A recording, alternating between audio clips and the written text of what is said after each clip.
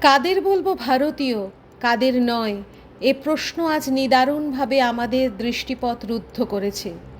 স্মৃতিও তাই ঝাপসা হয়েছে। অতি বাস্তবের বিশাল ছায়ায় ইতিহাসের প্রকৃত সত্য আচ্ছন্ন হতে চলেছে। তবু যদি মনে পড়ে কখনো শখুন্দল পাঠান মোগল এক দেহে হলো লীন, তবে সে তনুর সন্ধান করতে পারি লাদাখে। লাদাখ, যার আক্ষরিক অর্থ উচ্চ পথের দেশ, যার পূর্বের নাম ছিল মরিউল। পরস্পর ভিন্ন সংস্কৃতির মিলন ক্ষেত্র সেটি। শৈবতন্ত্র হতে শুরু করে সুফি মরমিয়াবাদ বা বুদ্ধের অহিংসার বাণী, এ যেন ভারতের বিচিত্রতার জাগরুক রূপ। বহু বর্ণময় পর্বতশ্রেণী হতে শুরু করে মানবজাতির গতিময় জীবনের মানচিত্র আঁকা রয়েছে এই ধূসর প্রান্তরে। বারে বারে বদলেছে সে মানচিত্র। তার মাঝেই আমরা পর্যটকেরা ক্ষণিকের তরে গণ্ডূষ ভরে প্রাণসুধা পান করতে ছুটে যাই সেখানে। নৈমিত্তিক যাপন হতে যদি কিছু মুক্তি মেলে।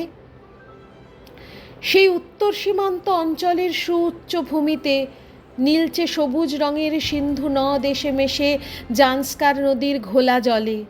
সুদূর কোন কালে তাদের গতিপথ অনুসরণ করে সভ্যতার উন্মেষ হয়েছিল, তেমন করেই জান্সকার লীন হয় সুরু নদীতে।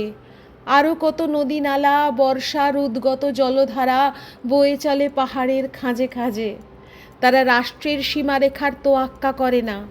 উৎস আর মোহনার সত্যতা ভিন্ন আর কোনো ক্লেদ তাদের তরঙ্গে নেই। কেবল সীমান্তের কাঁটাতারে পার্থিব মানুষগুলো রাতারাতি পর হয়ে যায়। ঘরের আঙন অন্ধকারে হয়ে যায় অন্য দেশ। প্রতিবেশী গ্রামগুলির সহজ আত্মীয়তার ছিন্ন অংশগুলো আপনজনের এতটুকু স্পর্শের জন্য কেঁদে মরে অন্তরে। সেই হলো লাদাখ।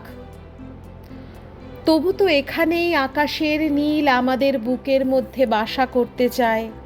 বাসগোর পরিত্যক্ত জনবসতির মাঝে ধুলোময় মুখ অতীত জমাট বাঁধে মস্তিষ্কের রন্ধ্রে। যেন কত জন্মান্তরের কাহিনী সেসব। কারা এলো, কারা গেল, কত কথা রয়ে গেল এখানেই। আলচিতে অবলোকিতেশ্বরের পোশাকে তাদের অশ্বারূঢ় আগমনের চিত্র অঙ্কিত থাকে। মানুষের দিনলিপির খুঁটিনাটি আমাদের ইতিহাসের মুখোমুখি দাঁড় করায়।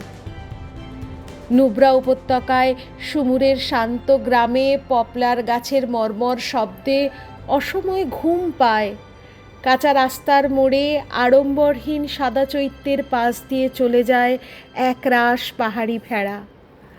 আমরা পানামিকের গরম জলে পা ডুবিয়ে বসে থাকি, জীবনের ওম পেতে চেষ্টা করি, আর দূরের রৌদ্রস্নাত পর্বতশ্রেণীর দিকে তাকিয়ে ভাবি, এই কি তবে কারাকোরাম? কত রক্ত ঘন হয়ে পাথরের ঢের হলো, অথচ এখানেই মৈত্রেয় বুদ্ধের মূর্তি চূড়ায় চূড়ায়। মনাস্ট্রিগুলো তাই একই সাথে যুদ্ধ আর শান্তির গল্প বলে। সেসব শুনতে শুনতে ডিস্কিটের পর্বত আলিঙ্গিত প্রান্তরে তুচ্ছ হয়ে যায় আমাদের রোজগারের খামতি। না পারাগুলো পূর্ণতার রূপ পেতে চায়। মনে পড়ে এমনই কোনো বধির পথেই একদিন অতীশ দীপঙ্কর তিব্বত যাত্রা করেছিলেন।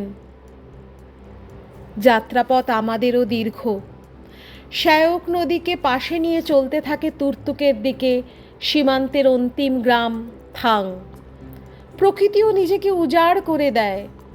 প্যাংগং কিংবা সুমরিরির পাগল করা নীল জলে ডুব দিতে ইচ্ছা করে। দিগন্তে দাঁড়িয়ে থাকে তুষারাবৃত শৃঙ্গেরা। হিমবাহ হতে যেন জীবন খরিত হয়। আমরা তাদের পাশ কাটিয়ে চলি। কালো সর্পিল রাস্তা পাহাড়ের সমান্তরালে আমাদের চিত্তকে গতিময় করে। মনে মনে বলি, চড়ই বেতি, চলতে থাকো। এত প্রাণ আছে, সে স্পন্দন চলতে থাকুক। এত গান আছে, সে সুর বইতে থাকুক। আজীবন আমরণ। মৈত্রেয়, তুমি এসো, আমরা অপেক্ষায়।